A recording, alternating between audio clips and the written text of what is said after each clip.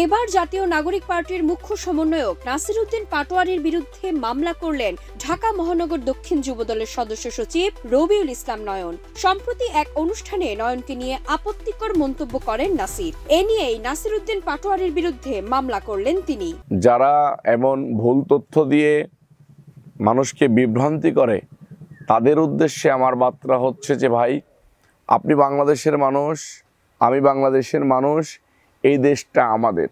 এই দেশের মানুষ আপনার ভাই, আপনার আত্মীয়, আপনার আপনজন। আপনি যদি এরকম দেশের মানুষকে ভুল তথ্য দিয়ে বিভ্রান্তি ছড়িয়ে দেশে একটা অস্থিতিশীল পরিবেশ তৈরি করতে চান, দেশের মঙ্গল তাহলে আপনি চান না, এটা আমরা ধরে নেব, বুঝে নেব। আপনি তো শিক্ষিত ছেলে, আপনার কাছ থেকে জাতি এটা আশা করে না।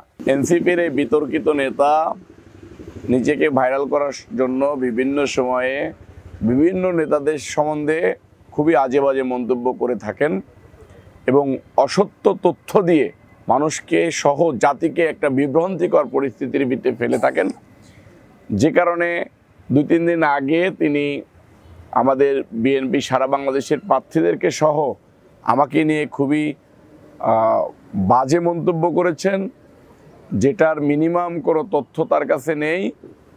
এবং সারা বাংলাদেশে আমি রবিউল ইসলাম নয়ন বারবার বলেছি, অনেক গণমাধ্যমে বলেছি যে আমার জন্মের পর থেকে আমার নামে পলিটিক্যাল মামলা ছাড়া কোনো প্রকার কখনো মামলাও হয়নি এবং কোনো মানুষ বলতে পারবে না যে রবিউল ইসলাম নয়ন চাঁদাবাজি তো অনেক দূরের কথা, কোনো ওয়েতে রবিউল ইসলাম নয়ন কাউকে ফাঁকি দিয়ে 2 পয়সা তার কাছ থেকে মেরে খেয়েছে। এরকম একটা পরিবেশের ভিতর দিয়ে আমি ফ্যামিলিগতভাবে, সামাজিকভাবে আমি প্রশ্নের সম্মুখীন হয়েছি, যে কারণে এনসিপির এই নেতার নামে আমার মামলা করতে বাধ্য হয়েছি। এই নেতাকে যদি না থামানো হয় তাহলে বাংলাদেশে যে কোনো মুহূর্তে বিশৃঙ্খলা ঘটাই দিতে পারে সে। এইসব বাজে মন্তব্য দিয়ে সমাজে বিভ্রান্তিকর পরিস্থিতি সৃষ্টি করে একটা বিশৃঙ্খলা লাগিয়ে দেশকে আবার গ্যাঞ্জাম ফ্যাসাদের রাষ্ট্রে পরিণত করতে চাচ্ছে এই নেতা। এই নেতার এই অসৎ উদ্দেশ্যকে বাধাগ্রস্ত করার জন্য এবং এই অসৎ উদ্দেশ্যকে প্রতিহত করার জন্যই আমার আদালতে যাওয়া। আমি এই বিতর্কিত নেতা যে বাজে মন্তব্য করেছেন, অসত্য তথ্য দিয়ে মানুষকে বিভ্রান্তির ভিতরে ফেলেছেন, সেটা আইনের মধ্য দিয়ে আমি সমাধান চাই। সেই কারণে আমি আইনের প্রতি শ্রদ্ধাশীল রেখেই আদালতে গিয়েছি। এর আগে গত শনিবার এক গোলটেবিল বৈঠকে অংশ নিয়ে নাসির উদ্দিন পাটোয়ারী বলেন, বিএনপি বলছে গণভোট করতে নাকি অনেক টাকা খরচ হবে।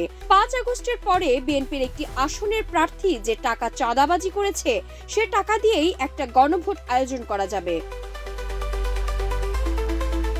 এ সময় যুবদল নেতা নয়নের নাম উল্লেখ করে নাসির বলেন, বিএনপির ঢাকা মহানগরের একজন নেতা আছে নয়ন, ও যে পরিমাণ টাকা চাঁদাবাজি করেছে, দুর্নীতি করেছে, ওই টাকা দিয়েও বাংলাদেশে একটা গণভোট হওয়া সম্ভব।